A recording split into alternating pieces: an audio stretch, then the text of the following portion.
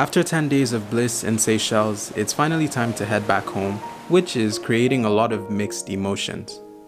You know that feeling when a new place starts to feel like home? Yeah, that's the feeling right now. But as they say, all good things must come to an end. Seychelles has been hot, sunny, and colorful, which apparently is pretty unusual for this time of year.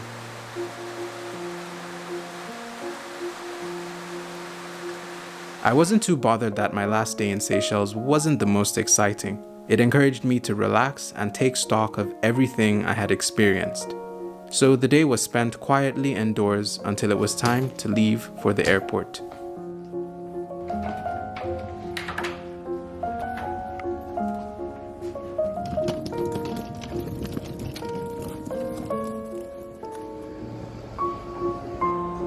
Today, I'm flying on Qatar Airways, which is one of the few airlines to have daily flights to and from Seychelles, and just one of the best options overall for flying. As sad as I am to leave any awesome place, I always look forward to the flying experience. It just seems to make things better.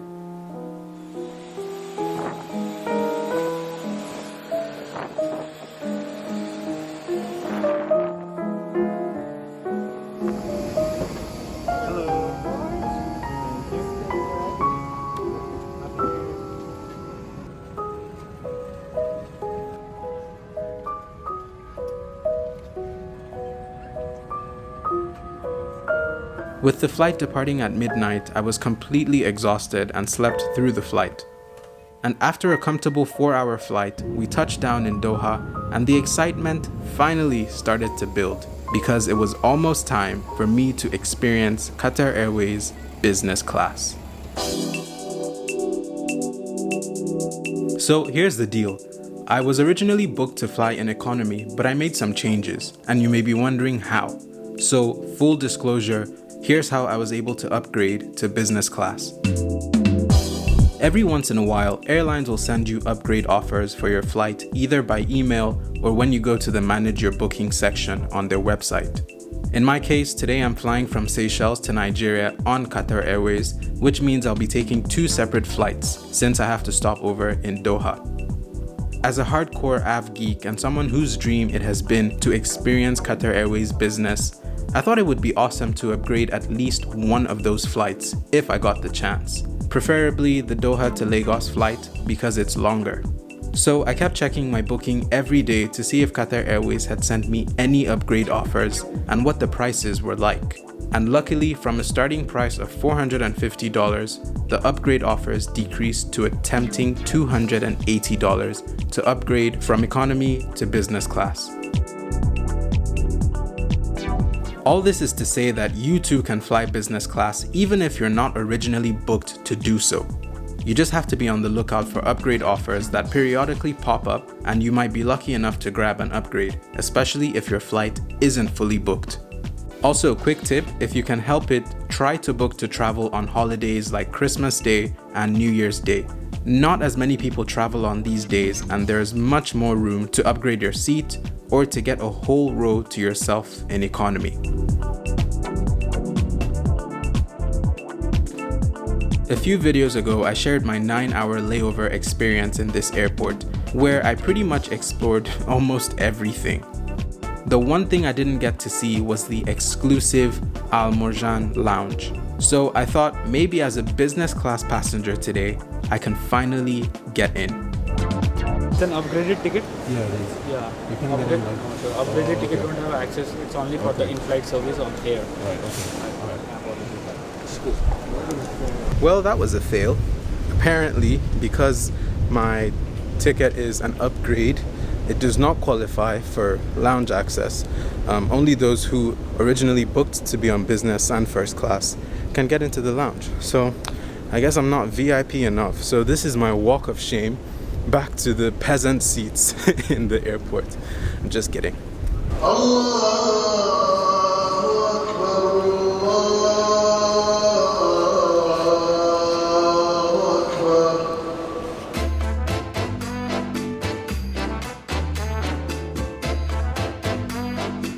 After a quick nap, it was finally time to head to the boarding gate and board the flight. Unfortunately, we didn't board using the passenger boarding bridge. Instead, we were taken to the plane by bus. And after driving for what seemed like ages, we arrived at the aircraft. I'm not sure what was going on, but it seemed like our plane was parked at the extreme end of the airport.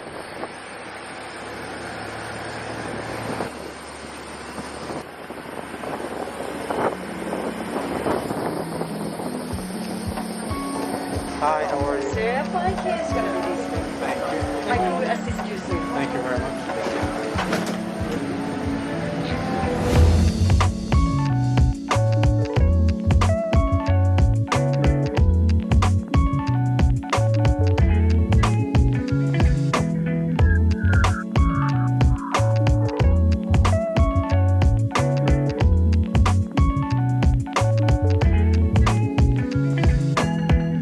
So, welcome to Qatar Airways Business Class on the Boeing 787-8, seat 5K.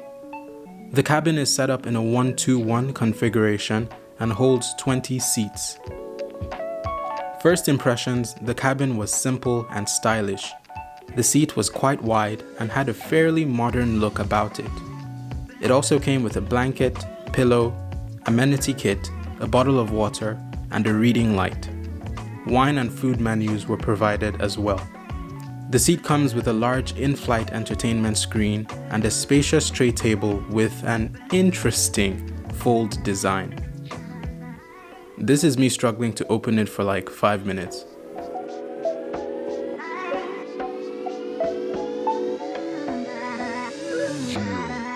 So to unfold the tray table, there's actually this little latch underneath which you have to tug on and pull, and the table comes sliding out. Despite the wooden look of the table, it was quite sturdy and didn't feel plasticky at all. Qatar Airways' signature amenity kit is created by the luxury travel brand Bricks.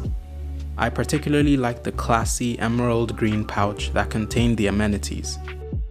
The kit includes a sleeping mask, earplugs, and lip balm, hydrating facial mist, and anti-aging moisturizer from a signature Italian brand. Qatar Airways also provides all passengers with a protective kit, which includes a face mask, gloves, and hand sanitizer. In a compartment on the left side of the seat, you'll find the headphones for the in-flight entertainment. The headphones were nicely padded, and as I would later find out, they were actually noise cancelling. On the side of the seat is a USB port and a smaller remote control monitor, which doubles as a smaller screen, and right next to those are the seat controls. In front of you on your right is another storage compartment where you can put pretty much anything that can fit inside, like your shoes. Shortly after boarding, the crew came around to introduce themselves and to prepare us for the journey ahead. For the customary welcome drink, I ordered a cold glass of orange juice. My favorite thing about this seat was this thick burgundy blanket. It was incredibly soft, cozy, and felt like it was meant for a proper bed. After getting comfortable, I took a look at the menu for today's flight. It was quite extensive and catered to a variety of tastes. I was also impressed to see the number of drink options. The in-flight entertainment screen was clear and fairly intuitive. I said fairly intuitive. What the heck? Okay, let's try this one more time. Yep, there we go. Qatar Airways is known for offering a plethora of movie and TV options, so you'll have no issues finding something to watch during your flight. I don't know why they only spray this thing when it comes to African flights. I really don't know. Cabin crew has been very welcoming, very smiley, cheery. You already feel like you're going to be well looked after, and I guess that is the whole point of business class.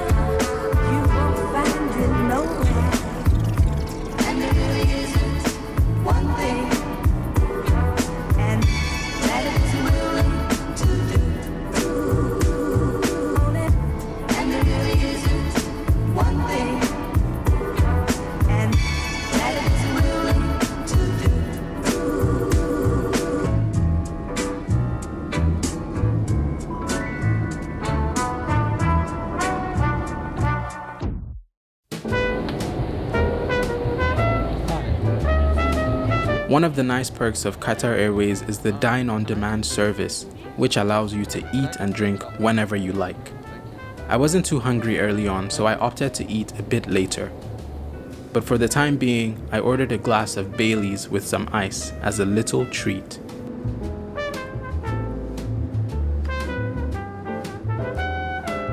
I don't particularly enjoy alcoholic beverages, but I can always count on a rich glass of Irish cream to help me relax. Qatar Airways offers Wi-Fi on its flights, and passengers have the option of purchasing the plan that suits their needs. When I was ready to eat, the air hostess set up my table as if in a fine dining setting.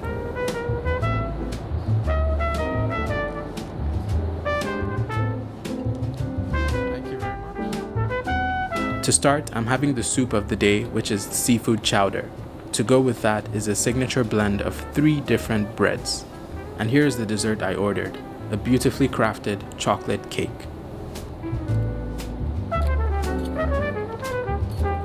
It's always nice to see a good set of steel cutlery on a flight, especially in business class. The chowder was light and creamy and just the right amount.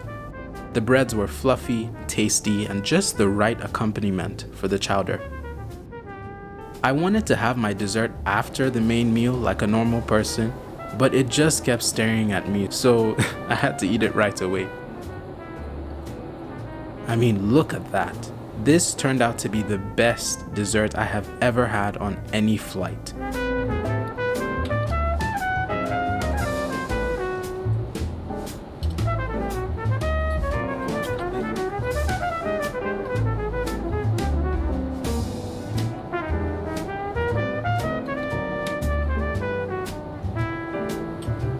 For the main meal, I had the braised beef with potatoes and grilled vegetables. It was absolutely delicious. Airplane food is notorious for being dry and often overcooked, but this beef, in my opinion, was perfectly cooked and extremely tender. I mean, just look at how it pulls apart. You don't even need to do much.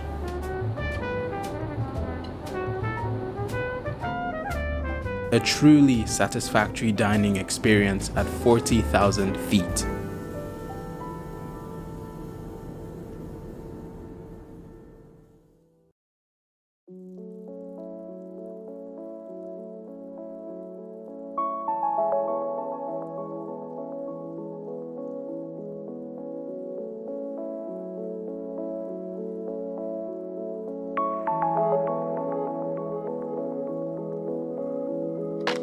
A couple of hours later, the cabin crew served some chocolates, which I enjoyed with a flavorful cup of karak chai and a light popcorn snack. Soon after, I got a bit tired and decided to put the seat in lie-flat position for a good rest. The seat does go completely flat, and when you add the pillow and the comfy blanket, it feels exactly like a bed, with decent room for your legs.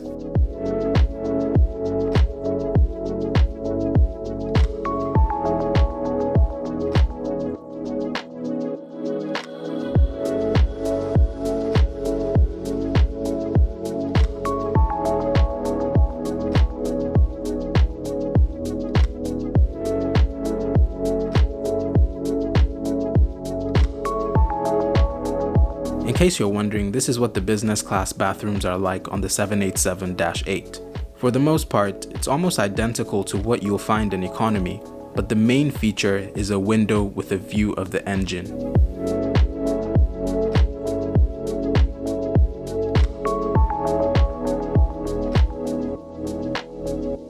You also have an extra mirror, which is considerably larger.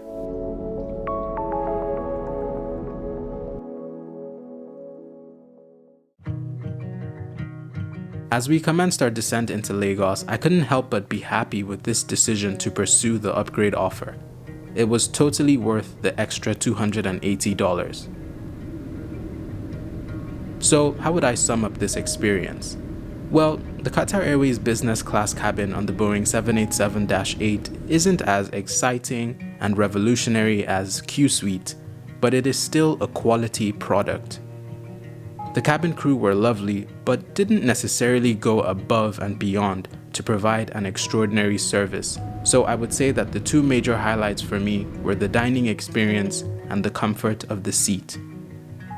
When it comes to flying these days, it's important to consider the impact of COVID-19. Airlines worldwide have had to implement significant changes to the flight experience as we once knew it. Alterations to meal service, less frequent interactions with crew, and mandatory face mask use, to name a few. However, despite the current challenging times, it is commendable that Qatar Airways remains committed to offering a high-quality product for business class passengers. And I think it's fair to say the same for economy class, as I did get to experience both during my trip.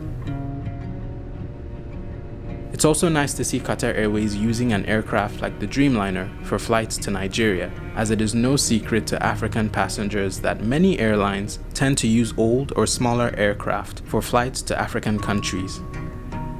All in all, I had a great experience with Qatar Airways for my trip to Seychelles. Qatar Airways is not perfect, but it does get a lot right, and it is an airline I would comfortably recommend to anyone. Thanks for watching, and I'll see you in the next video.